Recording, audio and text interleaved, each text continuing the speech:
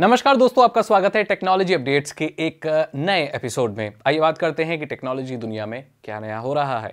सबसे पहली रिपोर्ट निकल कर आ रही है नेटफ्लिक्स से कि नेटफ्लिक्स अब गेमिंग के ऊपर बहुत ध्यान दे रहा है। 40 से ज्यादा बड़े बड़े टाइटल्स आ चुके हैं और वो प्लान कर रहा है कि अब अपने टीवी में ही आप इन बड़े बड़े टाइटल्स को, नेटफ्लिक्स के गेम्स को खेल पाओगे। अगर आपके पास घर में कंट्रोलर नहीं है तो आप अपने आईफोन को एक कंट्रोलर के तौर पर इस्तेमाल कर सकते हैं।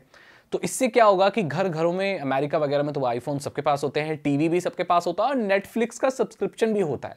सो यहां पर एंट्री बैरियर बहुत कम है और घर घर तक हाई एंड की गेमिंग नेटफ्लिक्स अब पहुंचाने वाला है। अब अपने आईफोन से ही आप गेमिंग अपने टीवी में कर सकते हो। अगली रिपोर्ट निकल कर आ रही है भारत सरकार से कि जो सरकारी काम जो भी होते हैं, ईमेल वगैरह भेजे जाते हैं, उसमें क्या है, पीडीएफ वगैरह जाती हैं तो लिख के जो जाता है वो इंग्लिश में जाता है। लेकिन अब जितने भी गवर्नमेंट के ईमेल्स, नोटिफिकेशन, ये सारी चीजें वो हिंदी में भी काम कर पाएंगी।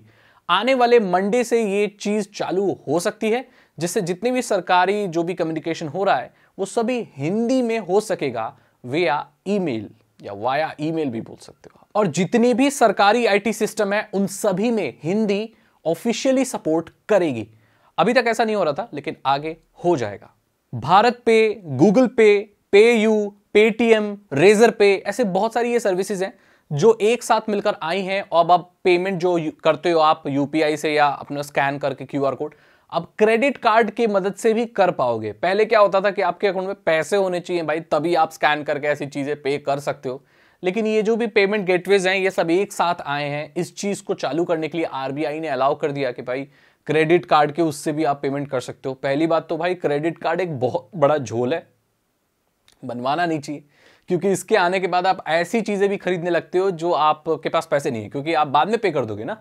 तो ये एक तरह का कर्ज कार्ड होता है और ये तो आपको बिल्कुल लेना नहीं चाहिए। मुझे तो वैसे भी लोग देते नहीं है। मैं लेने गया था तो बैंक के अधिकारियों ने कहा कि अपने पापा को लेकर आओ और मंथली सैलरी कम से कम 13,000 होनी चाहिए। और ये वो वक्त था और अब का वक्त है, तब से मुझे क्रेडिट कार्ड ही नहीं मिला। मुझे बैंक से लिटरली भगा दिया गया था, क्योंकि मैं हाफ पैंट पहन के गया था और मेरी टी शर्ट भी ऐसी थी, तो उन्हें लगा मैं शायद कॉलेज या स्कूल का स्टूडेंट हूं। वो अलग कहानी है दोस्तों। लेकिन अब आप क्रेडिट कार्ड के इस्तेमाल से ऑनलाइन पेमेंट ऐसे क्यूआर कोड से भी कर सकते हैं और बाद में उसे पे कर सकते हैं। अगली रिपोर्ट निकल कर आ रही है इलन मस्क और एप्पल के को फाउंडर स्टीव वॉजनेक से। इन दोनों लोगों ने 1000 और टेक एक्सपर्ट के साइन कराए हैं एक ओपन लेटर पर, जो ये कहता है कि हमें एआई के ऊपर काम करना बंद कर देना चाहिए। हमें ऐसा जेनरेटिव एआई या ऐसा आर्टिफिशियल इंटेलिजेंस वाला दिमाग नहीं बनाना चाहिए जो एक दिन इंसानों को भी पीछे छोड़ दे। ऐसा भी हो सकता है कि अब आगे चलकर इंसान ही आर्टिफिशियल इंटेलिजेंस के लिए काम करने लगे। फिलहाल तो ऐसा है कि आर्टिफिशियल इंटेलिजेंस इंसानों के लिए काम कर रही है, लेकिन उनको यह डर है कि यह टेक्नोलॉजी इतनी घातक हो सकती है कि इंसानों पर कब्जा कर ले और इंसान एआई के लिए काम करें, एआई उन्हें जो करने के लिए बोले वो करें। इस चीज की शुरुआत मेरे दोस्त हो चुकी है, क्योंकि ऐसी बहुत सारी कंपनियां हैं जिन्होंने अपने सीईओ को चैट जीपीटी को सीईओ बना दिया है, सीईओ को बदल दिया है अपने, और एआई को रख दिया है। बोले यही हमारा सीईओ है। इस कंपनी का कर्ता धर्ता एक एआई है, जो डिसाइड करेगा वही कंपनी में होगा और सुचारू रूप से कंपनी काम करती रहेगी। कितना घातक है जरा इसे सोचिए आप। ये इलन मस्क वही इंसान है जो इंसानों के दिमाग में चिप डालना चाहता है, इलेक्ट्रॉनिक चिप डालना चाहता है, और ये बोल रहा है कि एआई खतरनाक है। ओपन एआई को फंड करने में इलन मस्क का ही हाथ था। तो ये कुछ घोलमाल लगता है, लेकिन फिर भी ऐसी चीज निकल कर आई है तो मैंने आपको बता दी। अगली रिपोर्ट निकल कर आ रही है वीवो ब्रांड से और आईक्यू से।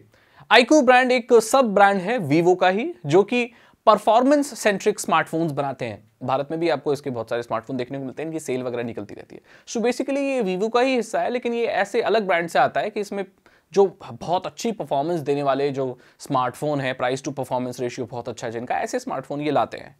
वीवो प्लान कर रहा है कि इस आईक्यू को अपने अंदर ही मर्ज कर ले और एज ए सेपरेट ब्रांड इसको ऑपरेट ना करे। वो अपनी ऑपरेटिंग कॉस्ट को कम करना चाहते हैं, कंपनी चलाने का जो पैसा है वो जो कम खर्च करना चाहते हैं। जब ये दोनों ही ब्रांड एक उसमें मर्ज हो जाएंगे तो फिर कंपनी के जो एम्प्लॉयज हैं उनकी भी कम जरूरत पड़ेगी और जो मैनेजमेंट है वो भी कम में ही काम चल जाएगा, तो ज्यादा लोग हायर करने की जरूरत नहीं पड़ेगी। तो आप जितनी भी देख रहे हो, जितनी भी बड़ी बड़ी कंपनियां हैं, जितनी भी बड़ी बड़ी आईटी कंपनियां हैं ना, आप सभी को उठा के देख लो, बड़ी बड़ी सब अपने एम्प्लॉयज को जॉब से निकाल रहे हैं। एक दिन का नोटिस देते हैं, दूसरे दिन तक जॉब से निकाल देते हैं। तो बड़ी बुरी हालत चल रही है। ये लोग कॉस्ट कटिंग करना चाहते हैं, मतलब लागत कम से कम करना चाहते हैं और प्रॉफिट सबसे ज्यादा चाहते हैं। अब इतने सारे लोग हायर कर लिए, उनको सैलरी देनी है तो कम कर रहे हैं वो लोग।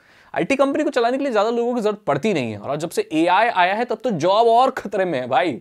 ऐसे बहुत सारे काम है किसी कंपनी में जो एआई ही कर सकती है, इंसानों की जरूरत नहीं है, तो वो जॉब से निकाले जा रहे हैं लोग। बहुत बहुत दिक्कत है। आईटी कंपनीज में काम करने वाले लोगों की इतनी बुरी हालत मैंने कभी देखी नहीं थी जितनी आजकल चल रही है। सो ये बहुत बुरी बात। तो आज का टेक टर्म है पीएचपी, जिसको कहते हैं हाइपर टेक्स्ट प्री प्रोसेसर।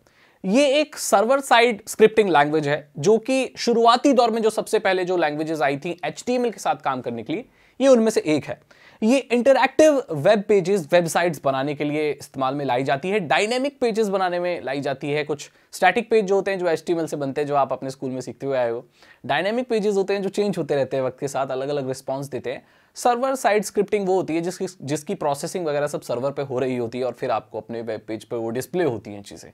सो HTML के बाद अगर आप कोई चीज़ सीखना चाहते हैं तो आप PHP ही सीखिएगा। तो मैंने आपको बता दिया ये क्या होता है, कैसे काम करता है। अगर आपको ये वीडियो अच्छी लगी तो इसे लाइक करें, अपने दोस्तों के साथ शेयर करें। साइबर सिक्योरिटी और इथिकल हैकिंग में इंटरेस्ट है तो डिस्क्रिप्शन चेक करें। 299 रुपीज़ के 3 इथिकल हैकिंग कोर्सेज हैं, आसान भाषा में आपको इथिकल हैकिंग सिखा देंगे। मैं मिलता हूं आपसे अगली वीडियो में। Thank you so much and good bye.